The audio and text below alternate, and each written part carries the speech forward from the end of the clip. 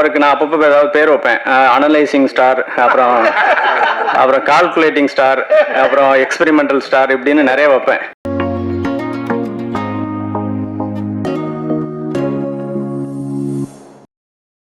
சார்ட்ட சொன்னதே இல்லை, விஷ்ணு சார்ட்ட. என்ன அவருக்கே தெரியாது, இன்னைக்கு காலி என்னை போட்டு உடச்சிட்டாரு. இல்லை அதனாலதான் சொல்றது இல்லை சார். நான் ஆக்சுவலாக வந்து வேல்ஸில் எனக்கு சீட்டு கிடைக்கல. என்னோட ஃப்ரெண்டு கணேஷ், நசீர்னு 2 பேர் வேல்ஸில் படித்தாங்க. அவங்களுக்கு சீட்டு கிடைச்சது, எனக்கு கிடைக்கல. அப்புறம் நான் போய் சவிதாவில் தான் படித்தேன். இன்னைக்கு ஆனால் அதே வேல்ஸில் நான் வந்து படம் பண்ணி சார் பக்கத்தில் உட்காந்துட்டேன். எல்லாருக்கும் நன்றி. முதல்ல நான் தேங்க்ஸ் சொல்ல வேண்டியது ஆடியன்ஸுக்கு தான். ஆடியன்ஸ் சப்போர்ட் இல்லைன்னா இந்த படம் பார்ட் 2 வந்திருக்காது. ஏன்னா பார்ட் 1க்கு ஆடியன்ஸ் கொடுத்த அந்த உற்சாகமும் ஆதரவும் தான் பார்ட் 2 நாங்கள் பண்ணுறதுக்கு காரணம். இன்றைக்கி பார்ட் 2க்கு அதை விட அதிகமாக ஆதரவு கொடுத்துருக்காங்க, அன்பு கொடுத்துருக்காங்க. அவங்க எல்லாருக்கும் என்னோட மனமார்ந்த நன்றி. அடுத்து நான் தேங்க்ஸ் சொல்ல வேண்டியது ப்ரெஸ்ஸுக்கும் மீடியாவுக்கும் தான். ஃபஸ்ட்டு டே வந்து நூன் ஷோ, மேட்னி ஷோலாம் வந்து கொஞ்சம் அவரேஜாக தான் ஃபில் ஆகிக்கிட்டு இருந்துச்சு. ஈவினிங்லேருந்து வந்து ஷோஸ் வந்து ஹவுஸ்ஃபுல்லாச்சு. நாங்கள் திருச்சி, மதுரை, சேலம், திண்டுக்கல்னு நிறைய ஊருக்கு போனோம். எல்லா ஊர்லேயுமே ஷோஸ் வந்து ஹவுஸ்ஃபுல்லாக போச்சு. ஷோஸ் நிறைய இன்க்ரீஸ் பண்ணாங்க. அதுக்கு நீங்கள் கொடுத்த பாசிட்டிவ் ரிவ்யூஸ் தான் வந்து முக்கியமான காரணம். உங்கள் எல்லாருக்கும் என்னோடய மனமார்ந்த நன்றி. அடுத்து விஷ்ணு சார் வந்து பார்ட் 2 பண்ணலாம் அப்படின்னு சொல்லி ஆரம்பித்த அந்த நிமிஷத்துலேருந்து இப்போ இந்த நிமிஷம் வரைக்குமே அவரோட அந்த எஃபோர்ட்டு, உழைப்பை நான் பக்கத்தில் இருந்து பார்த்துருக்கேன். இந்த படம் வந்து பெரிய ஹிட் அடிச்சே ஆகணும் அப்படின்னு அவர் ஆரம்பத்துலேருந்து அவ்வளோ எஃபோர்ட் போட்டார். அது எல்லாத்துக்கும் இன்றைக்கி வந்து இந்த வெற்றி அவருக்கு பரிசாக கிடச்சிருக்கு. ஆக்சுவலாக அவர் எப்போவுமே 24 மணி நேரமும் சினிமான்னு பேசிக்கிட்டே இருப்பார், யோசிச்சுக்கிட்டே இருப்பார். என்ன ஏதாவது வாங்க மீட்டிங் அப்படின்னு கூப்பிட்டா கூட எனக்கு போர் அடிக்கும். திரும்பவும் அதே தானே சொல்லிகிட்டு இருப்பார். அப்படின்னு எனக்கு ஐயோ இன்னைக்குமா அப்படின்னு சொல்லிட்டு போனாலும் நைட்டு 2 இல்லை அது ஆக்சுவலாக நம்ம நைட்டு 10-11 மணிக்கு தூங்கிடுறாள். ஆனால் அவருக்கு அப்போ தான் எந்திரிச்ச மாதிரி ஃப்ரெஷ்ஷாக ஆரம்பிப்பார். 2 மணிக்கெலாம் பீக்கில் இருப்பார், நைட் 2 மணிக்கு. ஆமாம், நான் எப்படியாவது பேசி எஸ்கேப் ஆகி 3 மணிக்கெல்லாம் வீட்டுக்கு வந்துடுவேன். வந்துட்டு காலையில் ஒரு 7-8 மணிக்கு எழுந்து இது பண்ணாலும் அப்பவும் வந்து மெசேஜ் அனுப்பி ஃபோன் பண்ணிகிட்டு இருப்பார். எப்போ தூங்குறாரு, எப்போ எந்திரிக்கிறாருன்னே தெரியாது. அந்த மாதிரி வந்து சினிமா அவ்வளோ பேஷனான ஆள். இந்த சக்ஸஸ் மட்டும் இல்லை சார், இதை விட பெரிய சக்ஸஸ் உங்களுக்கு, அதுக்கு தகுதியான ஆள் நீங்கள். இன்னும் நிறைய சக்ஸஸ், பெரிய சக்ஸஸ் உங்களை தேடி வரும். சார் வந்து எனக்கு வந்து ஆக்சுவலாக நான் கேட்காமலே என்னை கூப்பிட்டு படம் கொடுத்தாரு. அதான் சிலுக்குவார்பட்டி சிங்கம். அந்த படம் வந்து அந்த நேரத்தில் வந்து பெருசாக போகலை. ஏன்னா 6-7 படம் ரிலீஸ் ஆச்சு. அதனால் தேட்டர்ஸ் கிடைக்காம ஆவரேஜாக தான் போச்சு. அப்போ எனக்கு மாதிரி ஒரு வருத்தமாக இருந்துச்சு. அப்போது அவர் கூப்பிட்டு பரவாயில்ல செல்ல, அதெல்லாம் ஒன்றும் இல்லை, எனக்கு லாபம் இல்லைனாலும் நஷ்டம் இல்லை, நீங்கள் அடுத்த கதை எழுதுங்க அப்படின்னு சொன்னார். அப்படி ஆரம்பித்த படம் தான் கட்டா குஸ்தி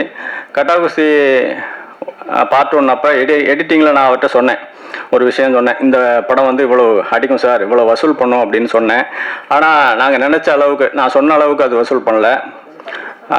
பார்ட் 2 ஆரம்பிக்கும் போது எனக்கு இருந்த ஒரே டாஸ்க்கு என்னென்னா, நம்ம அன்றைக்கி சொன்ன அந்த நம்பரை தாண்டி இது பண்ணணும் அப்படின்றது தான் எனக்கு என் முன்னாடி இருந்த ஒரே டாஸ்க்கு. அது கண்டிப்பாக அது இப்போ பண்ணிடுச்சு. அந்த விதத்தில் எனக்கு ரொம்ப சந்தோஷம். அதை தாண்டி போயிட்டுருக்கு. சார் வந்து ஆக்சுவலாக ஒரு படத்தை வந்து கமிட் பண்ணுறதுக்கு அவ்வளோ அனலைஸ் பண்ணுவார், கால்குலேட் பண்ணுவார். ஒரு ஹீரோவாகவே அப்படின்னா ப்ரொடியூசராக அதுக்கு மேலே பயங்கரமாக. அவருக்கு நான் அப்பப்போ ஏதாவது பேர் வைப்பேன். அனலைசிங் ஸ்டார், அப்புறம் கால்குலேட்டிங் ஸ்டார், அப்புறம் எக்ஸ்பெரிமெண்டல் ஸ்டார் இப்படின்னு நிறைய வைப்பேன். அப்பப்போ பேர் வைக்கிறது. ஆக்சுவலாக இப்படி தனித்தனியாக இருந்தாலே அவர் எந்த படமும் கமிட் பண்ணுறதுக்கு அவ்வளோ யோசிப்பார். அதனால தான் 17 வருஷத்தில் 22 படம் தான் பண்ணியிருக்காரு. அப்படி இருக்கும்போது 3 படமும் ஹீரோவாகவும் ப்ரொடியூசராகவும் என்ன நம்பி எனக்கு கொடுத்து 3 படம் அடுத்தடுத்து கொடுத்து, அது பெரிய விஷயம் சார். ஆனால் இதுக்கு எனக்கு 3 அவார்டு கொடுக்கலாம். ஏன்னா உங்களை வச்சு நான் 3 படம் பண்ணிட்டேன். முனிஷ்காந்த் சார் கை தட்டுவாரு. ஆமா,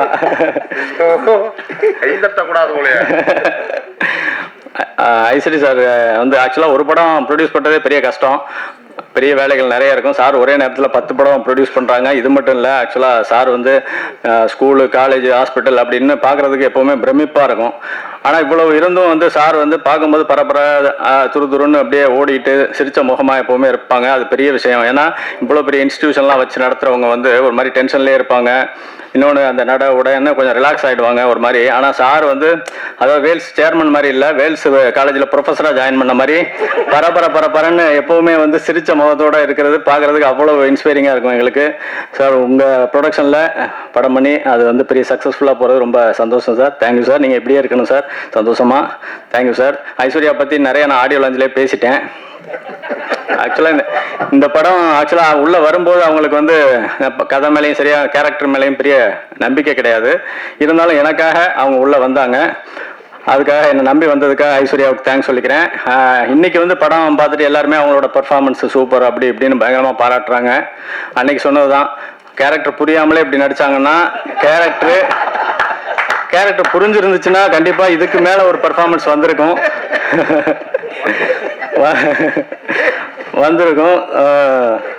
தேங்க்ஸ் ஐஸ்வர்யா மேம். அப்புறம் ஜாரா வந்து ஒரு வரியில் சொல்லணும் அப்படின்னா ஆக்சுவலாக காட்ஸ் ஓன் கண்ட்ரி அப்படின்னு கேரளாவை சொல்கிற மாதிரி அது காட்ஸ் சைல்டு. அது அந்த மாதிரி ஒரு பவர் உள்ள குழந்தை அது. ஜாரா ஒரு லைட்டு மாதிரி ஸ்பாட்டுக்கு வரும்போதே அந்த ஷூட்டிங் ஸ்பாட்டில் அந்த லைட் பரவும், எல்லாரும் சந்தோஷமாக வந்து ரியாக்ஷனே மாறிடும். ஜாரா இல்லாத ஒரு சில நாள் வந்து ஷூட்டிங்கே டல்லாக இருந்துச்சு. அந்த மாதிரி ஜாராவோட ப்ரெசன்ஸ் இருக்கும். தேங்க்ஸ் ஜாரா. கருணாசனை வந்து கட்டாவுசிக்கு பெரிய ஸ்ட்ரென்த்து. பார்ட் 1லையும் சரி பார்ட் 2லையும் சரி. ஆக்சுவலாக பார்ட் 1 போய் நான் அண்ணன்ட்ட வந்து சொல்லும்போது இந்த மாதிரி ஒரு கேரக்டர்னு நீங்கள் தான் பண்ணணும். ஆக்சுவலாக லேடிஸை நீங்கள் திட்டணும், ஆனால் அது லேடிஸே ரசிக்கணும் அப்படி ஒரு கேரக்டர்னு. மணிவண்ணன் சாருக்கு அப்புறம் வந்து அது மாதிரி ஆர்டிஸ்ட் இல்லை. ஒரு ஹியூமரு வில்லத்தனம் கேரக்டர் எல்லாம் கலந்து பண்ணக்கூடிய ஒரு ஆர்டிஸ்ட் இல்லை தமிழ் சினிமாவில். நீங்கள் வந்து ஏற்கனவே 5 வருஷம் எம்எல்ஏவாக இருந்துட்டீங்க, போதும்ண்ணே நீங்கள் சினிமாவுக்கு வாங்க அப்படின்னு நான் அப்போவே சொன்னேன் அண்ணன்ட்ட. நான் என்ன பண்ண மாட்டேன், என்ன சொல்கிறேன், படம் வந்தால் பண்ண போகிறேன் அப்படின்னு சொன்னார். இல்லைண்ணே கட்டாகுசிக்கு அப்புறம் பாருங்க அப்படின்னு சொன்னேன். அதே மாதிரி கட்டாகுசிக்கு அப்புறம் நிறைய அண்ணனுக்கு படம் வந்துச்சு, எனக்கு ஃபோன் பண்ணி அப்பப்போ சொல்லுவார் இது மாதிரி அப்படின்னு. இப்போ பார்ட் 2லையும் வந்து அண்ணன் பர்ஃபார்மன்ஸ் ஊரே வந்து பாராட்டுது. இதுக்கப்புறம் நிறைய காமெடி ரோல்ஸு நிறைய வரும்னே பழையபடி கலக்குங்க. அப்புறம் எனக்கு என்னென்னா இப்போ முனிஷ் அண்ணன் வந்து ஆக்சுவலாக இப்போ ஹீரோயினை கூட நான் சமாளிச்சிடுவேன் ஸ்பாட்டில். ஆனால் முனிஷ்காந்த் அண்ணனை வந்து சமாளிக்கவே முடியாது. நான் எல்லாருக்கும் நானே போய் டயலாக்லாம் சொல்லி கொடுப்பேன். ஆனால் முனிஷ் அண்ணன் மட்டும் அசோசியேட்டை கொடுத்து விட்டுருவேன். என்னன்னா நீ எப்போ ஏன்னா என்ன இருந்தாலும் அண்ணன் வந்து ஏதாவது ஒன்று எக்ஸ்ட்ரா போட்டுருவாரு. நான் ஏற்கனவே 3 மணி நேரம் ஃபுட்டேஜ் இருக்கு, இது 4 மணி நேரம் ஆயிடும் அப்படின்னு சொல்லி முடிஞ்ச வரைக்கும் அண்ணன் கண்ணில் தட்டுப்படாம கரெக்டா வந்து அண்ணன் தேடுவார், என்ன அங்கங்க தேடுவார் எங்க எங்கன்னு. கரெக்டா அந்த டேக்ல டைமுக்கு போய் ஆரம்பிச்சிடலாம், போயிடலாம் வாங்கன்னு சொல்லி அண்ணன் அதுக்குள்ளேயே வந்து ஒன்று சொல்லுவார். அண்ணன் இப்போ ஒன்று சொன்னார்ல, அது எப்படின்னா இன்டர்வல்ல அவங்க சவுத் இந்தியன் ரெஸ்லிங் தோத்துட்டு ஒரு மாதிரி ஃபீலாக உட்காந்துருப்பாங்க. அப்போ நான் அண்ணன்ட்ட சொன்னேன், நீங்களும் ஒரு மாதிரி ஃபீல் பண்ணணும்னே, பக்கத்தில் நில்லுங்க போதும்னே. இல்லை ஒரே ஒரு டைலாக் போட்டுக்கிறேன் அப்படின்னாரு. என்ன டைலாக்னா என்ன, நான் கற்றுக் கொடுத்த ஒரு டெக்னிக்கை கூட நீ ஃபாலோ பண்ணாமல் இப்படி தோத்து போயிட்டேம்மா அப்படின்னு சொன்னோன்னே நான் சிரிச்சிட்டேன். என்ன நான் சீரியஸாக சொல்கிறேன் சிரிக்கிறீங்க அப்படின்னாரு. இல்லைண்ணே அந்த பொண்ணு வந்து அந்த ஃபைட்டில் வந்து அடிபட்டு செத்து போயிருந்தா கூட நான் கற்றுக் கொடுத்த ஒரு டெக்னிக்கு கூட ஃபாலோ பண்ணியிருந்தா நீ வந்து இந்த கதிக்கு ஆளாக இருக்க மாட்டியம்மா அப்படின்னு நீங்க சொல்லியிருப்பீங்க அப்படின்னு அதுல இருந்து அண்ணன் சொல்றது விட்டாரு. அது காளி அண்ணன் வந்து ஆக்சுவலா வரும்போதே சொன்னேன், நிறைய நீங்க லீட் ரோல் எல்லாம் பண்ணிட்டு இருக்கீங்கன்னா இந்த படத்துல வந்து சின்னதா தானே இருக்கும், ஒன்றும் தப்பா நினைச்சுக்காதீங்க அப்படின்னு. அதெல்லாம் ஒண்ணு இல்லைன்னா இது நம்ம படம் அப்படின்னு சொல்லிட்டு அண்ணன் வந்தாரு. அண்ணன் தேங்க்ஸ்ண்ணே. அதே மாதிரி எல்லாருக்கும் தேங்க்ஸ் சொல்லிக்கிறேன். ஏன்னா ஆல்ரெடி டைம் ஆயிடுச்சு. ஷான் பற்றி ஒன்று சொல்லணும். ஆக்சுவலாக நானும் விஷ்ணு சாரும் வந்து இந்த படத்தை எப்படியாவது ஹிட் பண்ணணும் அப்படின்னு சொல்லி பேசும்போது ஷான் மட்டும்தான் சொன்னார், இல்லை இது வந்து பெரிய படம், இது 100 கோடி அடிக்கும், அது ஏன் நீங்கள் வந்து கம்மியாக நீங்கள் ஃபீல் பண்ணுறீங்க, இது வேற மாதிரி, இதை நம்ம பண்ணுவோம் செய்வோம் அப்படின்னு ஆரம்பத்துலேருந்து இந்த படத்துக்கு பெரிய ஒரு நம்பிக்கையாக சொல்லி கூட இருந்து கடைசி வரைக்கும் பண்ணி கொடுத்த ஷானுக்கு என்னோட பெரிய நன்றிகள்.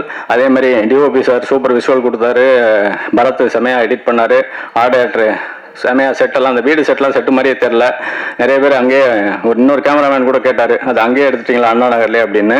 அது தனியாக செட்டு போட்டது. சுப்ரீம் மாஸ்டர் நாங்கள் கொடுத்த டார்ச்சரு, அந்த கொடுத்த டைமிங் ரொம்ப கம்மி இருந்தாலும் அதுக்குள்ளே அவ்வளோ பெரிய எஃபோர்ட் போட்டு சூப்பராக சுப்ரீம் மாஸ்டர் பண்ணியிருக்காங்க.